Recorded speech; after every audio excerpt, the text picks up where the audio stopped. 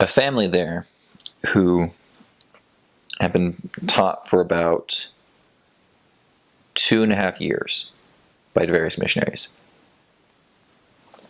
I don't know if if this matters, but the father was of Chinese descent. The mother was Mayan, 100%.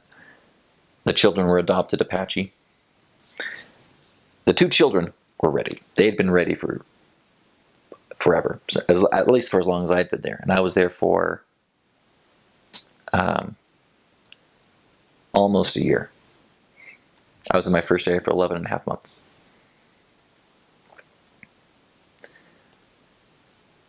And they were baptized right after I left, basically.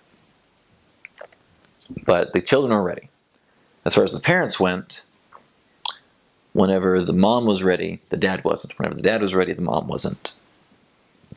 And I just remember how frustrating it was sometimes, and other times how much fun we had. And we spent Thanksgiving with them while I was there. She cooked a Mayan dish for cooked the turkey in a Mayan style. The thing that makes me that I think of most about that family is how many missionaries cared about them and worked with them. I was there for almost half of their 2.5 years of being taught. But I don't give myself, I don't pat myself in the back saying, oh yeah, I'm the one who converted them or anything like that. I think of all the people and how everyone influenced them one way or another. The fact that so many people are able to commit so much effort into one family is, and there were times that we thought of leaving and saying, we can't teach you anymore because you're not progressing. But we just never gave up. Whenever we thought that, we were like, we can't do that. Not with them. The Lord knows who's ready and who's not, whether we see it or not. On a similar note, there was a lady that we were teaching who had a lot of health problems, and she was very ready. Her problem was her health. She could not make it to church. And technically she could, but not without an oxygen tank and a lot of meds and all kinds of other stuff. She needed transportation, so she just kept putting it off. She never made it to church while I was there. But at one point, she just vanished. And we seriously thought she had died.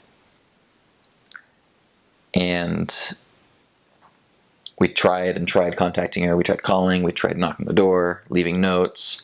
Then you drive by again, the note was still there. And my companion was saying, we need to stop wasting time. We need to stop trying to contact her. Either she's dead or she's trying to avoid us. Either way, it's not really a good situation. And I said, well, let's try calling one more time. And so we did, nothing. Then a few days later, let's try calling one more time. One more time. One more time. And my companion finally said, this is the last time. Then we are not trying anymore. And she answered. She had I think she passed out or something and was in the hospital for the past couple weeks trying to figure it out. And then there was something with the phones, that kind of stuff. So just unable to reach her for various reasons. And again, Lord knows who's ready, and shouldn't give up on someone just because it's convenient. A particular person that I helped,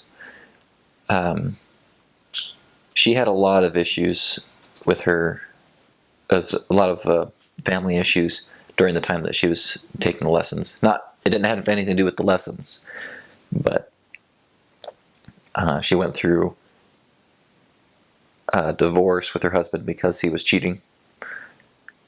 And technically, we weren't the ones who found her.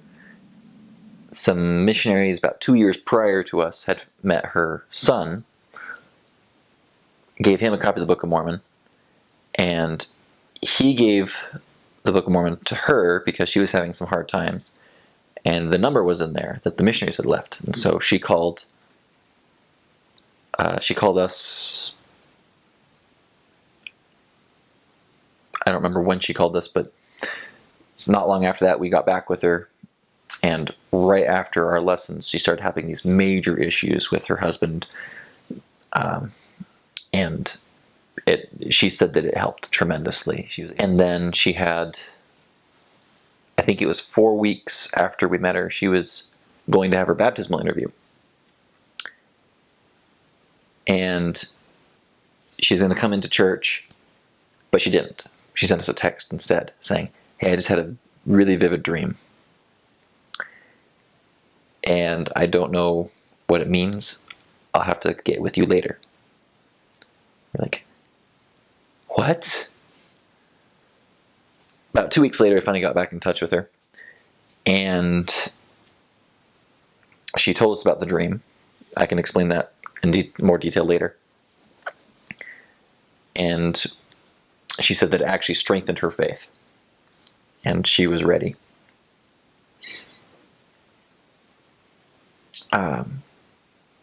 Shortly after that, I was transferred, but I was able to come back for the baptism. And after the baptism, she just came up to both of us, my former companion and I, and just gave us both these giant hugs. And said, "Thank you so much." By this time, the divorce was absolutely going through. It wasn't final, but it was going through. And she was having a couple other issues. I don't know if she was having very many financial issues, but there were other situations, things going through her life. But despite all that, she was calm. She was very, very calm and very at peace and happy even, despite everything else going on. And I was able to go visit my areas a year after I went home. And I didn't meet her, but I met with the the ward mission leader of the area. And he was still the ward mission leader, along with the missionaries who were serving at that time in the area. And it turned out that her ex-husband was now married to this person that he was cheating with. They were living roughly in the same area. She had remarried with someone in the ward, and now her ex-husband and his wife were taking lessons at her house. And when I heard that, wait, she's doing what now? And the missionary is just, wait, you're the one who taught her? What? It's this whole, like, wow. She is really taking the gospel to heart. That is true conversion right there. And being able to even put aside all those differences, all those potentially negative feelings with her ex-husband and the one who he's now married to, and sharing that love with them. That was amazing.